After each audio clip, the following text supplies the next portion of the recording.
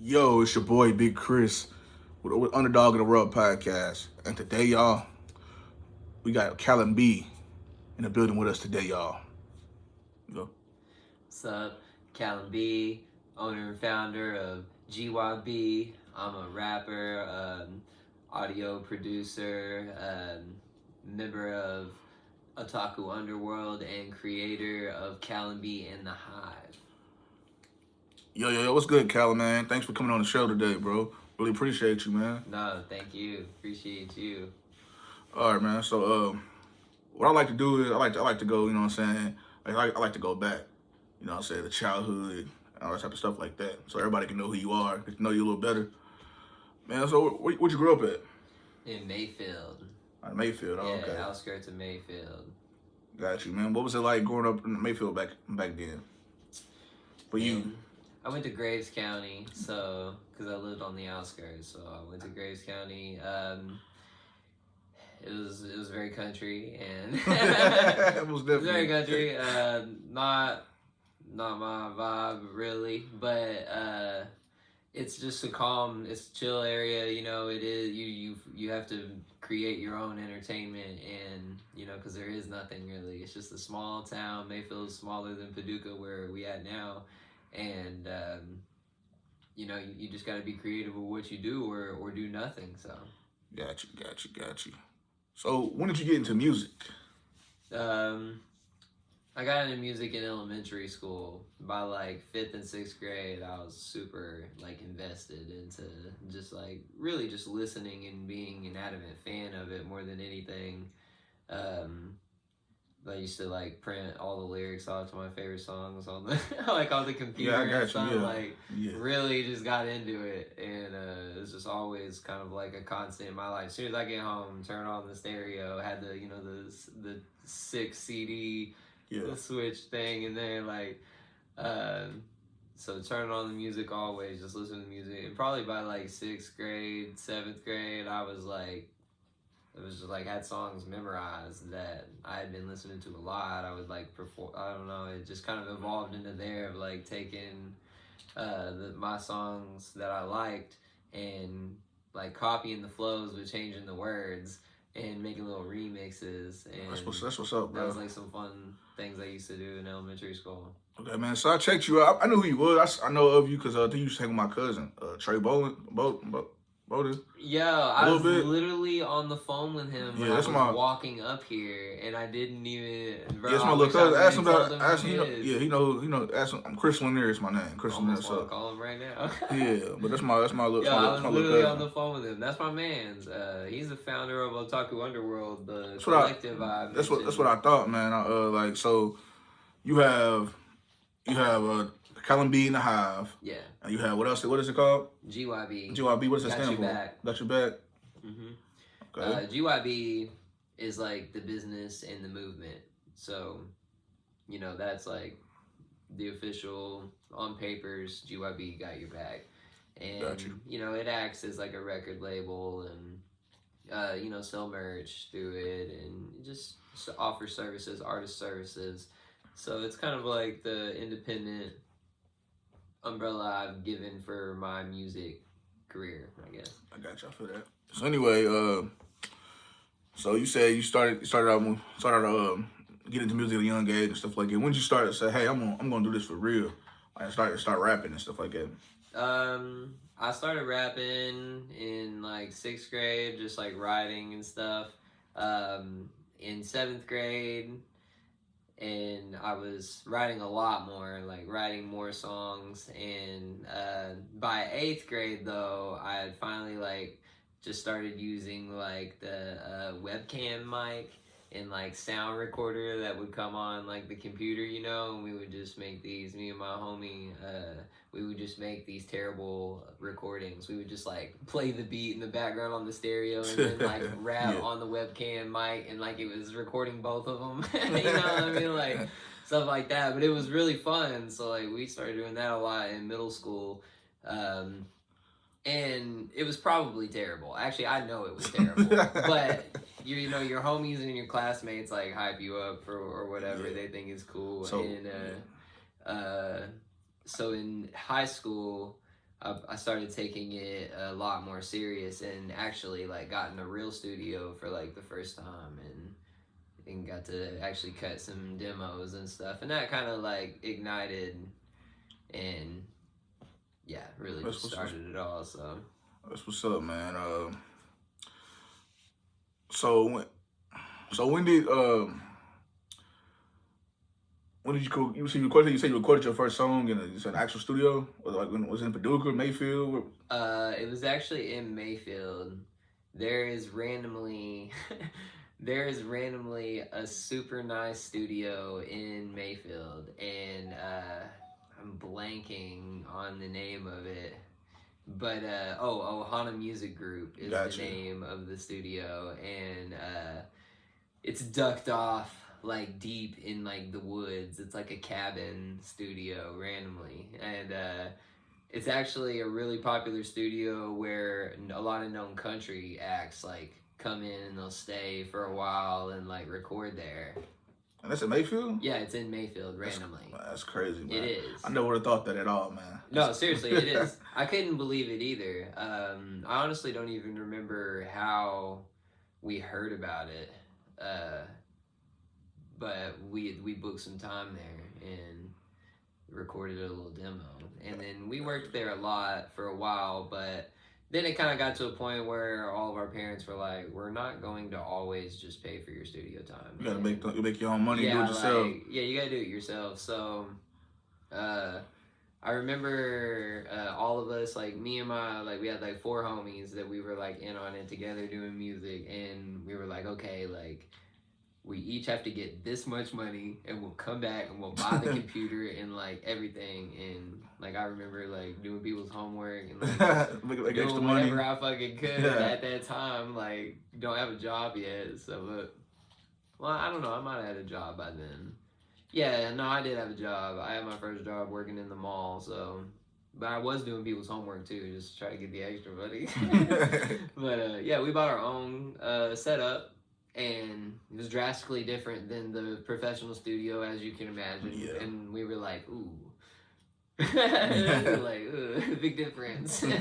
But we went with it anyways. And ever since then, I've been recording myself. And now I definitely think that I have a quality up to par. You got your own studio at your house and stuff like that? Yeah, I'm still just home studioing it. I've just been, as time goes on, slowly upgrading and adding to the setup and whatnot, and I went to school too, and not that that matters, honestly. I'll be the first. So you went to school for doing this type of stuff, like yeah. What's like? Did you go here in West Kentucky? Or did you go somewhere No, else? I went to Full Sail University in Man, Florida. It's crazy that you said that. I was thinking about doing that too, because you know what I'm doing now in podcasting. I need to learn how to do audio stuff. Dude, that's crazy. They will teach you so much, dude. It's definitely a great school. It is worth it, but I don't want anyone to ever think that school is necessary for a creative career. You know what I mean? Like, yeah. So many people do it without, but if you need that type of like organization and like the type of push that they give you, and they do give you a lot of resources and inside information that otherwise you'll never have. So I mean, there's tons of benefits to it. It's not necessary to be good, because there's plenty of people that go to school and are still trash, and there's people that don't go to school and are amazing. So, you know, it's not necessarily, but if you are going to go and you're going to take full advantage of it and use it to its full potential, like I think that I have, then there's definitely tons of benefits for it. That's what's up, man. I'm glad I finally met somebody that went there, because I was just kind of thinking about it, because last year I even went to a little phone interview and everything, and I just decided not to do it. Go to school down here, and I'm not really feeling it. So right, yeah, I got looking for more options and stuff, man. I got a bachelor's in audio production there and a master's in entertainment business. So man, tell me how to which one started first? Was it the Hive, Callan B and the Hive started first, or was it the Tokyo? Otaku Underworld. Yeah. Yeah. Otaku Underworld is definitely first. GYB first and foremost. I started that in high school. That was like the homie clique. You know what I'm saying? Yeah. Like your crew, your squad at high school. We was GYB, got your back. Like, but it just kind of it became like a household name amongst the school, and it was like kind of like a catchy thing. So then it was a rap group, and then all those people eventually quit rapping and kind of faded away. So I just took it solo and made it into a business. Years later, Otaku Underworld started, and then shortly after that is when I made The Hive. Got you. So like, are you working too? Like working like a job too? Or are you just doing this full time? No, I do music full time. I do kind of have a job, I guess, but it is music. It is music, and I freelance, so I'm self-employed with it. But yeah, I go to Nashville a lot, and I have a lot of clients down there that'll contract me out to come do like AV tech jobs. Is what I do a lot, which could be anything from setting up for a concert, running audio and setting up lights and stuff for different events and concerts. Doesn't even have to be a concert. It could be like a corporate boardroom meeting, and I had to set up the speakers and sound and mics for all that shit. So I do stuff like that, but it is all self-employment. So that's good. At least you ain't got to work for nobody. Work for yourself. Yeah. Make your own rules, and that's what's up, man. For real, man. So I checked your music out on your page and all that stuff like that. Hey, man, you got mad talent, bro. Appreciate it. I mean, it's different from what you mostly see, but I like it, man. I like the, you know what I'm saying, that you're different for real. I was checking out the last little thing you put on Facebook. I shared it on my page actually. Yeah, thank you. Man, it's really dope, man. Appreciate that. So who's all in the Hive, man? Like who's on that little group? The Hive consists of local musicians from Paducah. So it's two singers, in which you probably know, and a lot of people know Red Velvet the Goddess. Yeah. Yeah, she's definitely popular around. So she's in the band with me, and then we have a backup singer, Meg Masterful. She lovely voice, and then we have musicians. We have a keyboard player, Ian Moore, the bass player, Cody Wagner. We have our drummer, Israel Abernathy, and a DJ, Dallas Williams. But we're gonna write it down. Okay. Yeah, you good, man. Y'all do a lot of shows in town and stuff. Yeah, we do a lot of shows. We try not to make every one of them in Paducah. We've been going to Carbondale a lot. We just booked our first event in Nashville finally. We have done shows in Paducah though, for sure. Murray, a couple in Murray. But yeah, we did Barbecue on the River, Lower Town, Arts Fest, and then Yogtoberfest. Those are all in town, and we've performed at some of the bars. We have a show coming up at Paducah Beer Works in April. That'll be our next Paducah show. I'm gonna have to come check y'all out, man. You definitely got to pull up to that show. Maybe do some behind the scenes stuff on the camera or something, man. That'd be great. We definitely need that. That's what's up, man. Like I said, my thing, my sole purpose of this, man, this podcast, man, is to put all, you know what I'm saying, anybody that's an underdog of the world, give them a voice, place to talk, be themselves. You know, hopefully, you know what I'm saying, get some you know, notice by different people, and they can grow their career. So, you know what I'm saying, that's why I came up with this thing. It's good, man. There isn't enough of it around here. Enough people wanting to create that type of culture. So anyway, man, who in the rap game would you compare yourself to? Like, what type of style? Man, I definitely get along more the vibe of like old school rap, and then if I do align more on like the vibe of like Tyler the Creator, or Earl Sweatshirt, like Joey Badass.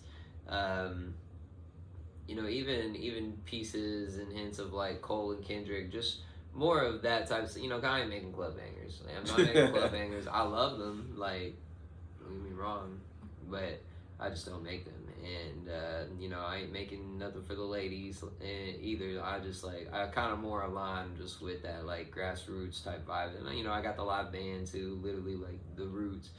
And I definitely align more with that side of, like, the subgenres of rap. So, what's the inspiration behind your music, man? Like, what type of, are you one of people that like you go off about how your feelings, or you gotta be in the right mood, or you just kind of like freestyle it? Wow. I like to have something that's kind of relatable across the board. I just want to be like a regular person when I'm writing my music. I don't really talk about money much at all unless it's like reference to just I'm working hard for the money. You Right. know what I mean? But Yeah.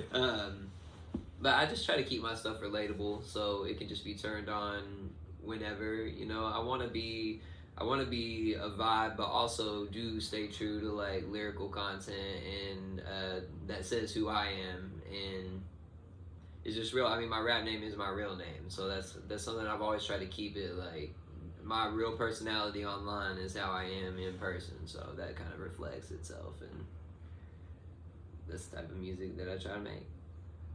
Got you. So, man, I was looking at your social media, YouTube and all that. So you got like 2,000 followers, man. Yeah, That must have took a lot of hard work, man. Cause like you don't see nobody around here. I mean, I'm not gonna say it's not possible, but like around here, that's like has that many followers. Are you getting paid for YouTube already? Yeah, I get a little bit of royalty money.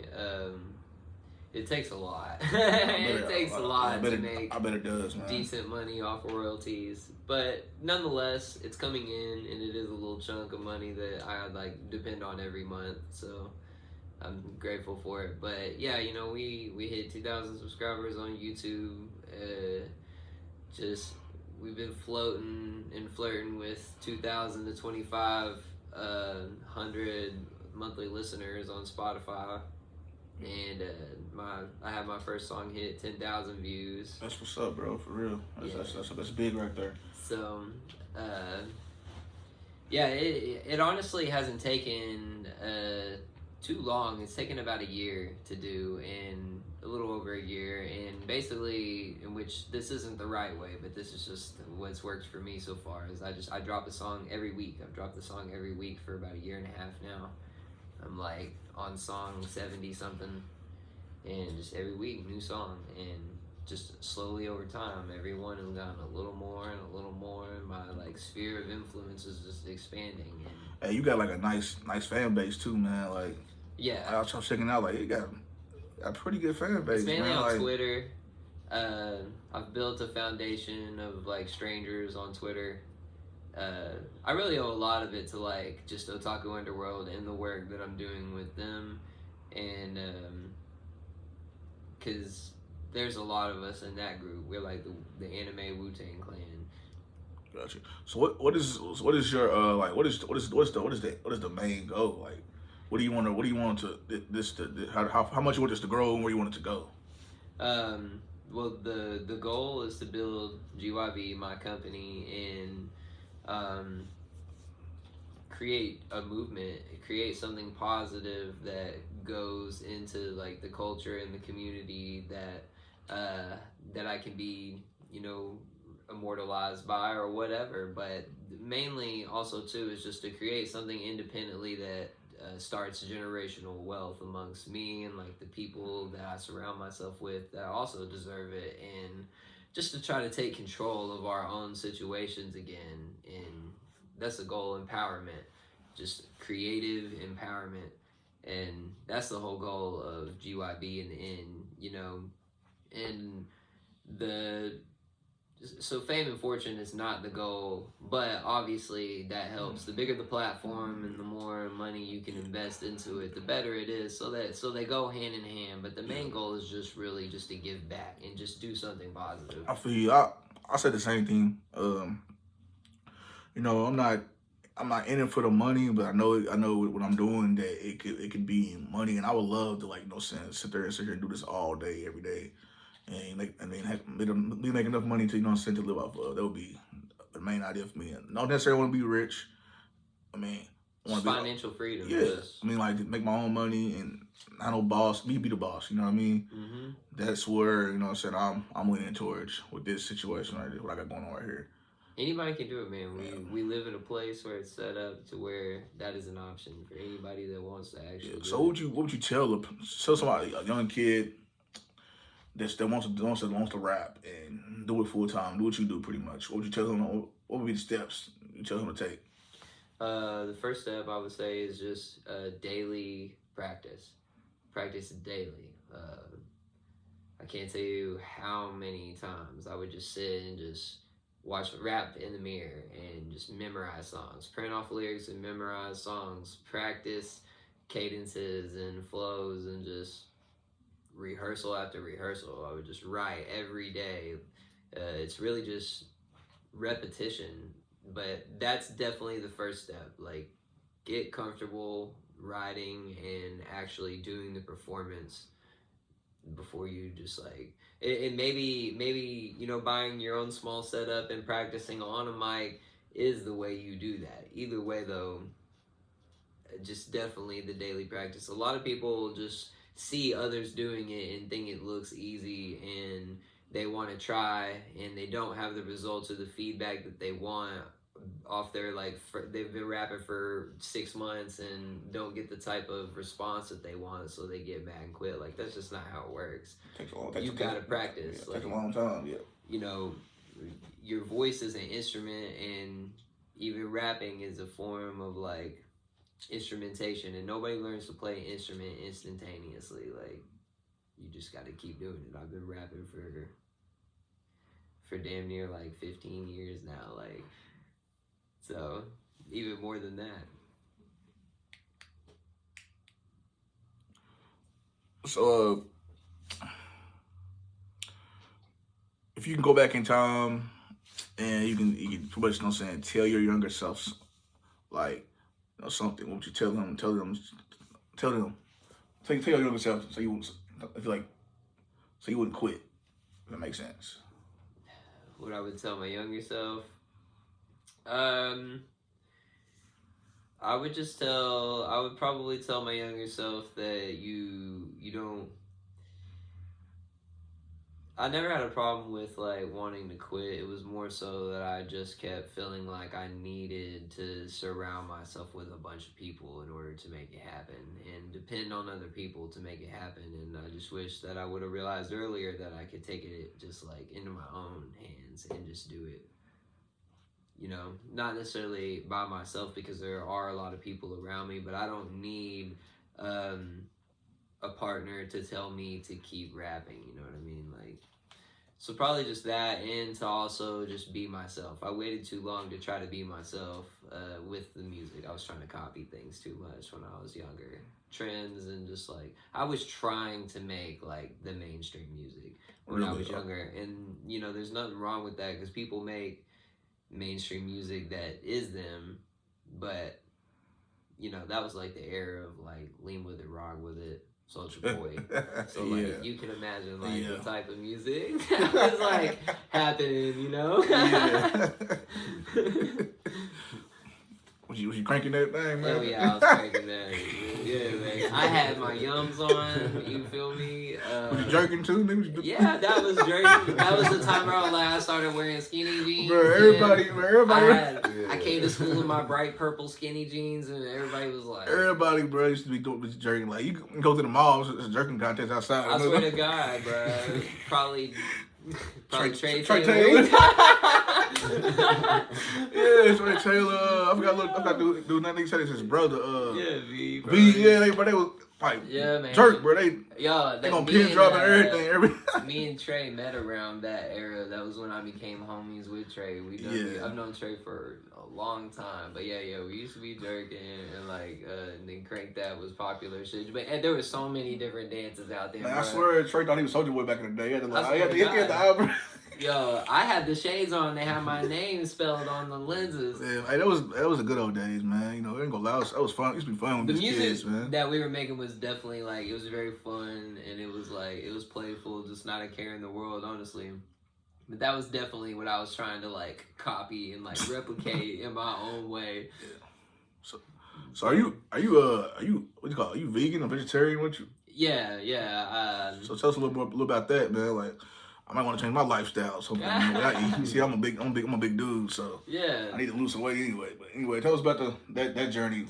Yeah, I don't think being vegan is necessarily I don't think that's the right choice. I'm a firm believer that everybody is just like, their body is built different. You know, different blood types require different types of nutrition, but you know, so veganism and just a plant-based lifestyle is what works for me though.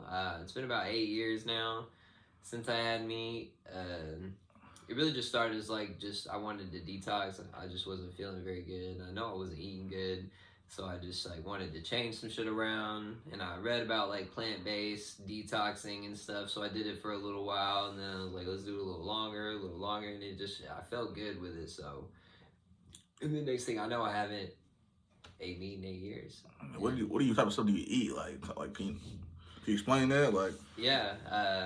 Well, around here, all you can eat is Chinese and Mexican food. man, yeah, you're right. No, really though, Chinese restaurants are always going to have safe options for vegans. Mexican restaurants always have options. Indian cuisines also have a lot of vegan options. Mainly a lot of other cultures tend to cater towards that type of eating style a lot more than American diets.